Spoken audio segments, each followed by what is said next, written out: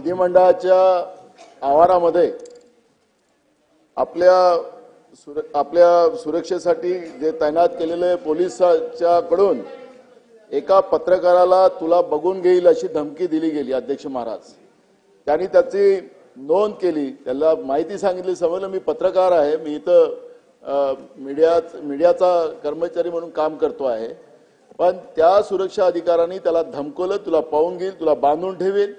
आणि अध्यक्ष महाराज पूर्ण मीडियानी या ठिकाणी सगळ्या कामकाजावर आणि या ठिकाणी बंद करण्याचं धोरण त्यांनी या ठिकाणी निर्णय घेतलेला।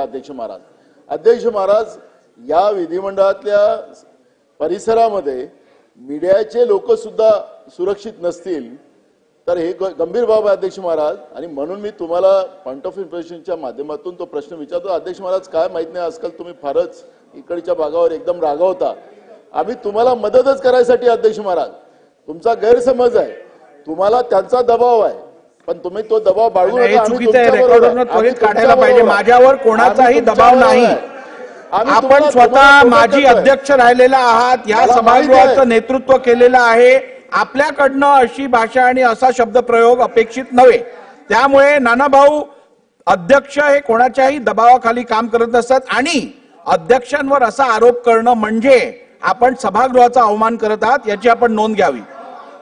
अध्यक्ष महाराज ठीक आहे, तुम्ही जो मुद्दा मांडला अध्यक्ष महाराज, आपल्याला मुद्दामून घेतला वापस, पण तो चिमटा घेणं आवश्यक आहे। अध्यक्ष महाराज आमच्या हक्काचं संरक्षण करायची जबाबदारी आपली। अध्यक्ष महाराज मुख्यमंत्री मोदयांनी निवेदन मांडलं। अध्यक्ष महाराज मी आपल्याला सांगतो की आज बोलू तर आता तुमचं ऐकलं ना, मी नाना भाऊ बोला, मी ऐकतोय। अध्यक्ष महाराज मुद्दा असा आहे, पॉइंट ऑफ प्रोसिजरचा विषय या ठिकाणी निघाला। अध्यक्ष महाराज आज स्थगन तुम्ही तुमच्या याच्यामध्ये नाहीये, ऑर्डर ऑफ डे मध्ये का नाही, आज कुठलं काम? नाना भाऊ किती वेळा आपल्याला तेच सांगायचं, आज डिमांड्स वरती आपण चर्चा घेतोय, डिमांड्स वरती चर्चा असताना कधी स्थगन दाखवतो का आपण ऑर्डर ऑफ द डे वरती? नाना भाऊ हे काय, आपल्याला हे सगळ्या गोष्टी माहिती आहे तरी आपण त्याच काढताय। गिलोटिंगच्या दिवशी अध्यक्ष महाराज, गिलोटिंगच्या दिवशी आपण स्थगन घेत नाही अध्यक्ष महाराज, आपण या डिमांडच्या वेळेस करतोच अध्यक्ष महाराज, काल पण होतं स्थगन। अध्यक्ष महाराज आज महाराष्ट्रामध्ये मुख्यमंत्र्यांनी निवेदन केलं, त्यांनी त्यांची बाजू मांडली, सरकारची बाजू मांडली, त्या भागातले काही आमदारांना आपली भूमिका मांडायची असेल आणि आम्हाला सरकारला मदतच करायची आहे, पण त्या ठिकाणी जी घटना झाली, माननीय मुख्यमंत्र्यांनी या ठिकाणी निवेदन केलं, त्याच्यातली वस्तुस्थिती मांडायला इथले आमदार होतेच ना, त्या भागातले सत्ता पक्षातले होते आणि विरोधी पक्षातले होते, मांडू द्यायला पाहिजे होते अध्यक्ष महाराज। मोठी घटना झाली, मुख्यमंत्र्याच्या गावात झाली अध्यक्ष महाराज, ही घटना काही छोटी नाही आहे अध्यक्ष महाराज। महाराष्ट्र शांत राहायला पाहिजे अध्यक्ष महाराज। परवाच आमच्या भाजपचे नेते नितीन गडकरीजींनी चांगलं म्हटलं की जात धर्माच्या गोष्टी करतील तर त्याला मारील जोड्यानं, असं म्हटलंय, काय असं शब्द काहीतरी बोलला काय? सुधीर भाऊ काय शब्द होता तो? आपले गडकरी साहेब म्हणाले ते, हा ठीक आहे, आपण रेकॉर्डिंग काढून बघा, त्याला आहे ना, नेते बोलले अध्यक्ष महाराज, पण या राज्यामध्ये धार्मिक तेढ निर्माण करून आणि मंत्री उल्लेख करतात अध्यक्ष महाराज, हे काय बरोबर आहे का? कोण भडकवतात आहे?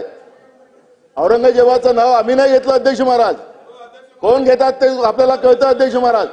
आणि या राज्यामध्ये शांतता राहू नये असं सरकारला वाटत असेल तर ही शाहू फुले आंबेडकरांच्या महाराष्ट्रामध्ये चालू देणार नाही अध्यक्ष महाराज आम्ही पण।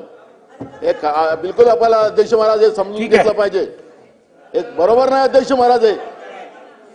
चला, आज मंगळवार दिनांक 18 मार्च 2025 रोजी मगाशी नाना पटोले म्हणाले की पत्रकारांचा जो अवमान झाला त्या बाबतीमध्ये तुमच्याच दालनात मी आणि आशिष शेलार आणि आपले 2 मंत्री होते, त्या 4-5 लोकांना बोलवलं आणि तिथला जो विधानसभा परिसराचा जो प्रमुख डीसीपी आहे त्यांनाही बोलवलं होतं, पत्रकारही होते आणि तो संबंधित जो पोलीस कर्मचारी होता ज्यांनी त्यांच्याबरोबर गैरवर्तन केलं किंवा जी काही चूक केली तर त्यांनी त्याच्यावर कारवाई करण्याच्या सूचना दिलेल्या आहेत आणि पत्रकारांचं समाधान झालं, ते आता काम करतायत, ते तुमचं पण आता कव्हरेज देतील। आज मंगळवार